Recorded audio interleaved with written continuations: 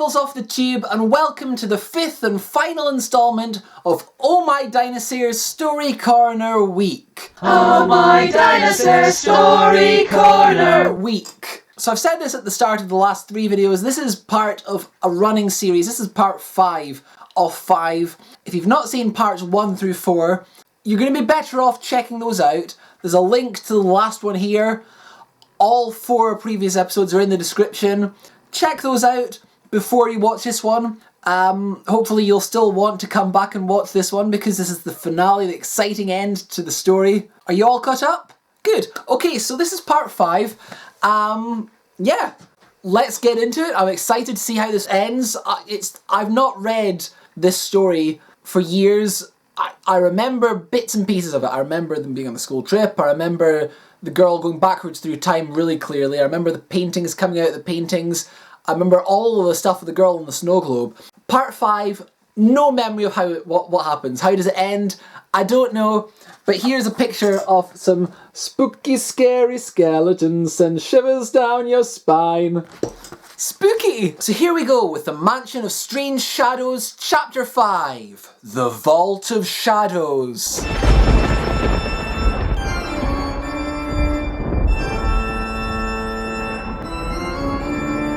The cellar was empty, just as Kat and Lara had hoped. They'd only narrowly missed running into Mr. Selby as he'd led the rest of the class through the house. Luckily, the class had been as quiet as a herd of elephants, giving the girls enough warning to let them find a hiding place behind some mouldy old curtains. At least no one seemed to have noticed they were missing yet. They had waited then, watching from a window until the workmen and scientists had drifted out to eat their lunches on the lawn. That was what they'd been waiting for. But they'd have to be quick. Now, in the cellar, Kat fumbled in the darkness before finding what she was looking for. With the flick of a switch, the archaeologist's massive spotlights burst into brilliant, shining life. "Are you sure this is going to work?" she asked, switching her gaze from the metal star in her hand to the mysterious door among the broken stones of the floor. The iron surface gleamed, more like a deep pool of dark water than a door. Kat really didn't want to touch it, imagining something splashing to the surface of that imaginary pool to drag her under. Lara held up her symbol, the crescent moon left behind when the spirits of the ancient nightshades had returned to their portraits. Kat held up the star from the snow globe she had almost been trapped inside. Both symbols were exact matches for slots carved into the door. "Whatever is going on here, these are the keys to it all," Lara said. "The ghosts in this place didn't want us to have the moon or the star. Now we're going to have to find out what it is they're so scared of us discovering." They kneeled on the cracked stone around the uncovered door. "Here goes," Kat said, sliding the star symbol neatly into the hollowed-out carving of the 5-pointed shape. "I just wish we knew where Alex had disappeared to. It's not like her to go running off." Lara nodded. "But when she doesn't find us upstairs, she's bound to come back here to look for the rest of the class." The moon pendant slotted into place and there was a loud rumbling from underground which sent the 2 girls jumping back in fright. "I just hope she makes it in time." Time was something Alex had plenty of. She was trapped nearly 300 years before she was even due to be born, alone in the cellar below the cursed Nightshade Mansion. Nobody could help her, even if she could ask for help. She was little more than a ghost. She couldn't even feel the damp stone of the step she sat on. It was a shock then when a tugging sensation gripped her, as if something was dragging her into a deep sea. The vast room seemed to swirl and ripple around her. Blurs of colour streaked past too quickly for her to make out the moving figures which caused them. The years rolled by about her and she hardly had time to figure out what was happening before everything was suddenly still again. She was in that same dank chamber under the mansion, only she was no longer alone. "Kat! Lara!" she gasped, almost collapsing with relief at being back with her friends in her own time.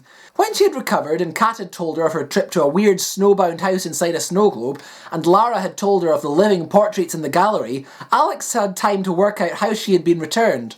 "Lord Jonathan's power over this house became complete when that door was sealed," she said, clutching the sun symbol. "With each of these keys it has opened a lock, his power is weakened. That's how I was able to come back from the past. Now," she said, pushing the jagged metal disc into the sun-shaped hollow, "for the final key. It's about time we came face to face with the real 13th Lord of Nightshade Mansion, and not one of his phantoms." There were several sharp clicks followed by the sound of ancient gears straining and the thick black slab of metal tilted slowly upwards. A sudden rush of wind swirled around the girls, electrical cables whipped and snaked through the air before the massive door burst fully open and the wind died down as suddenly as it had started. It was just air pressure, Lara spluttered. Air out of this room rushing into the one down there. That was all, eh? She was trying to sound confident but still kept a safe distance between herself and the gaping entrance, which was even darker than the metal door. Alex wrenched open a chunky toolbox left behind by one of the archaeologists and hefted out a large torch. Bright idea, Kat joked nervously before searching out more torches for herself and Lara. Then, armed only with these puny weapons against whatever it was that lurked beneath the house, they stepped over the edge and into the darkness.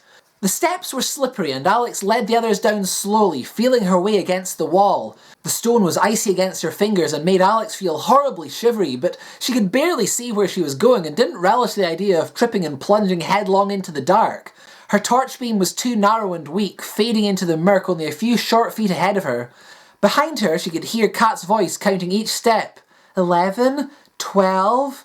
13. Unlucky for some, Lara mumbled, reaching the bottom of the stairs with the others and squinting to try and see in the gloom. Shh, Kat was whispering. Listen, it's like a giant heartbeat. They all listened, too scared to breathe. Sure enough, the walls around them were echoing with the steady pulse of a massively beating heart. It's him, Alex croaked. The 13th Lord. He's here. Where? Kat and Lara were searching around desperately for another figure in the vault with them. Where is he?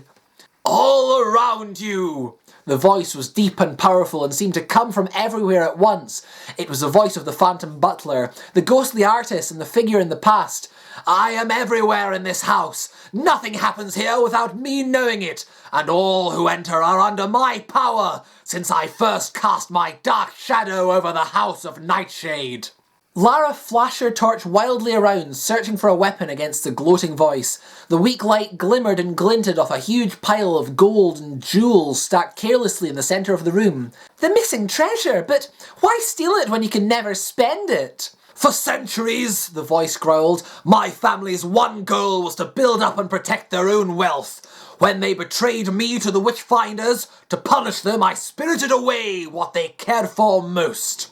But Lara wasn't listening. Her torch beam had found something else. They lost their gold, and you lost your life, she said, nodding towards the jumble of collapsed bones in the corner. There was a hiss as the shadows behind the bones sprang horribly to life, wrapping themselves around the skeleton like a living cloak. Then the skeletal shadow lurched to its feet, towering above them. No, it hissed. I live. My dark power cannot die. As horrible as the shadow skeleton was, it was getting even worse. The shadowy blackness oozed and spread around it, slithering out towards the girls. A thick tentacle of icy, living darkness flailed up, knocking the torch from Lara's hand. The shadow poured around them, coiling like a nest of snakes, wrapping around their legs, dragging them back from the stairs, deeper into the vault. I cannot die, the voice laughed. You are not so lucky. Alex yelped as a chilly tentacle rolled around her ankles. She flashed her torch down, searching for an escape. To her astonishment, the beam of yellow light sliced through the black tentacle like a sword. Seizing her chance, she rushed up the stairs and burst into the cellar, gasping for breath, ready to race off to find help. Then she felt more of the black coil snake around her and pull her off balance. Grabbing for something to support herself, Alex seized one of the legs of the huge spotlight. The tentacles tightened, clinging icily to her skin. The giant lamp swayed unsteadily, then toppled towards her head, just as her fingers slipped from round its leg. Suddenly, she was being dragged through the air by the living darkness. There was an ear-shattering crash from where she had been seconds before, and the spotlight, thankfully undamaged, filled the entrance to the vault. The silver beam of light hit the mound of gold and jewels and exploded out and burst as the family treasure sent out dazzling, jagged points of reflected light. The glare was like a stake to the heart of a vampire, and the shadowy thing that had once been Lord Jonathan hissed and boiled, bursting away from the sharp beams. The coils which had held the three friends whipped back into the skeletal form, and it slithered across the walls between the patches of light. Alex almost laughed as she realised the truth about the 13th Lord. You can't hurt us, she yelled. You're nothing anymore. Your curse casts a shadow over this house, and that's all you are. Skulking down here in the darkness for all those years. You're nothing but a shadow. The dark shape screeched, sending a cold blast of wind through the underground room. You're just making it angry, Lara hissed, edging back to the stairs. I know, Alex whispered. I want him angry. I've had an idea to save us all. I hope. Just run and keep close to the lights. And they ran, racing into the cellar where the electric lamps surrounded them with a ring of light. Something grey and misty oozed after them, slithering through the gap in the ring under the fallen lamp. It made a snarling sound, agonised by the glow in the room. Keep running, Kat urged. The light is weakening it. Even as they tore up the staircase to the house above, it took only one glance back to tell them that they were still being followed. Black streams were rippling towards them in the gaps between the paving stones, and just as they burst through the door, Kat turned back to see the shadows join in the darkened corners and sweep up like a tidal wave behind them. In the hallway they raced between the pools of light from the dim bulbs of wall lamps and chandeliers. They could hear the hiss of the shadow monster as it curled around these brighter spots, weaving its way through the shadows. The front door! Lara cried, realising what Alex had planned. We're luring it outside! Yes, Kat yelled, sprinting towards the great doors. Into the sunlight! That was why Alex had wanted to make it angry. It had to be mad enough to follow them into the trap. Come and get us, you slimy spook!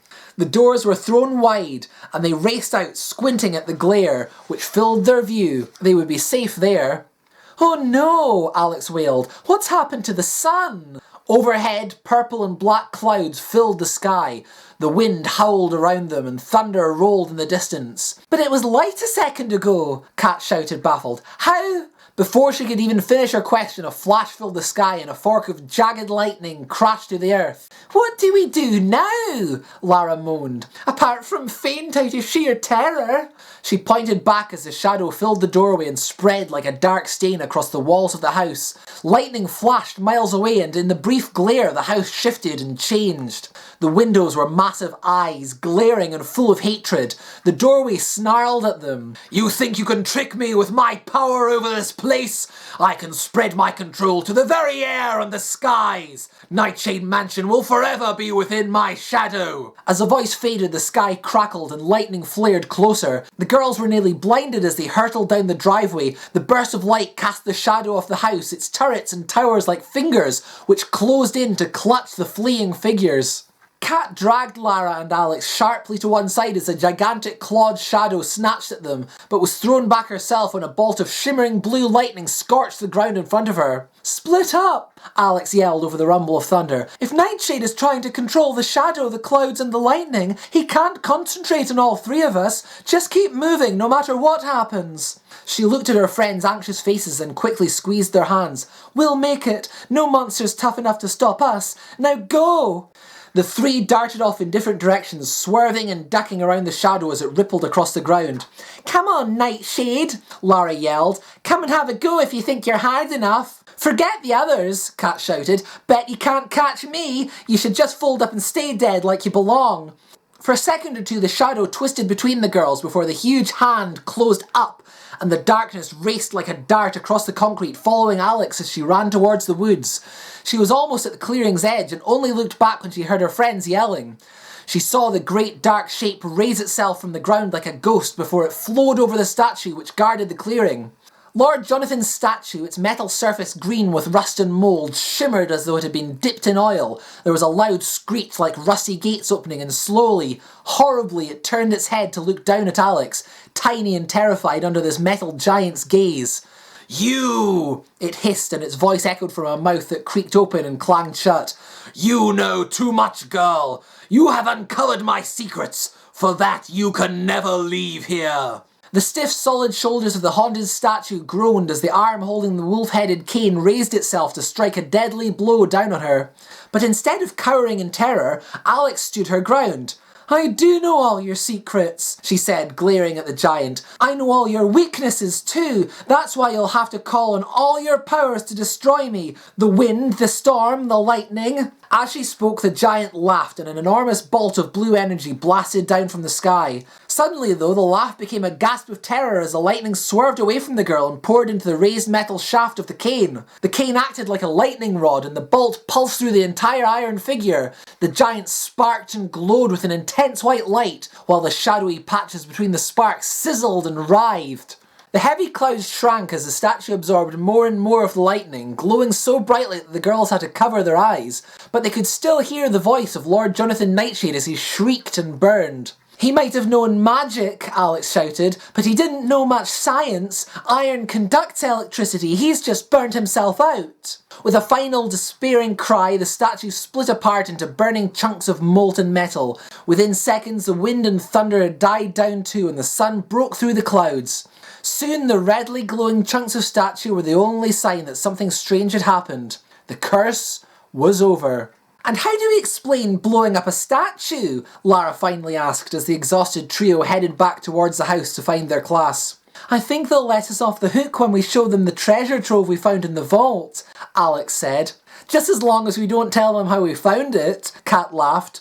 And Alex was to be proved right. The girls would be rewarded for their part in finding the lost treasure, and they were never to forget their otherworldly adventure in that strange old house through the woods. The house itself would be restored to its past glory thanks to the treasure which helped to pay for the work, and eventually a new young generation of the Nightshade family would find a happy home there, free from their ancestors' curse. The old statue would never be rebuilt or replaced, and Lord Jonathan, the 13th Lord of Nightshade Mansion, would soon be remembered only as a legend from the distant past. But there would still be some occasions when visitors would feel a chill as they passed the spot where the statue had once stood, or would wonder for an instant about the shape of a screaming figure which appeared to be burned forever into the ground there. The last of the mansion's strange shadows. And here's a little picture of the statue of Lord Nightshade getting hit by lightning. So that was the story. I hope you've all learned a lot of interesting things from this book. The main takeaway I've got is that this is a really good publication. It's a shame that they're not making it anymore. I was actually looking up last night to find out when Bunty went out of publication. And the magazine, the weekly magazine, was still running when this is the 2001 annual. When this was published, the weekly magazine was still going. Then shortly afterwards it went to once a month, and then by the time this one was released, it was stopped completely. But the annual kept running until Christmas 2008. There are 7 more after this one, and I really wish that I'd gotten them, because that would have gone right up until I was 16. I'd have really cheerfully read more and more, because it's great stuff. It's not just that. There's all these stuff. There's photo comics.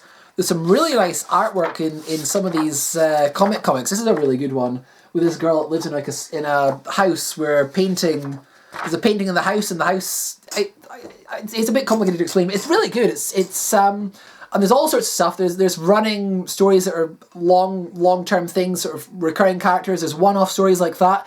It's a lot of fun. I'd recommend, if you ever find one of these in like a charity shop, checking it out, because there's some great material in there. I know it's obviously, I'm aware that quite a bit of my audience is male, so a book with 4 girls on the cover might not seem that appealing, but I wouldn't worry too much about that. It's great content. It's good for girls. It's good for everyone. Everyone can enjoy this. So that's the end of Oh My Dinosaur Story Corner week. It's been an exciting time. I think having it spread over several videos stopped any one video from being too long. Obviously that story was already split into 5 parts, so it made it easy to break it up. I don't know how well the other stories would suit, because they're all sort of one lengthy chunk. So, I don't know, will there be more on My Dinosaur Story Corner? Did anyone really enjoy this one? I did. I'm quite glad I did it. Join me next week for just one video. We're not doing 5 next week. This is a one-off. Hopefully you enjoyed it. But yeah, join me next week. Until then, thank you for watching and have a nice day. Tell me a story, oh ho ho. It's not nearly Christmas, oh ho ho. It's a story, oh ho ho. I don't like this, oh ho ho. That is what Sewage said when he watched this. Oh ho ho. I just love how like dated to the early 2000s these are. It's got there's a bit about what pop stars share your zodiac, and we've got Mel C from the Spice Girls and Robbie Williams still from Take That. No, I think he was a solo artist by this point, and Ronan Keating. So it's just delightful. It's a real time capsule. Yeah, that's it. That's the video. Bye. Oh ho.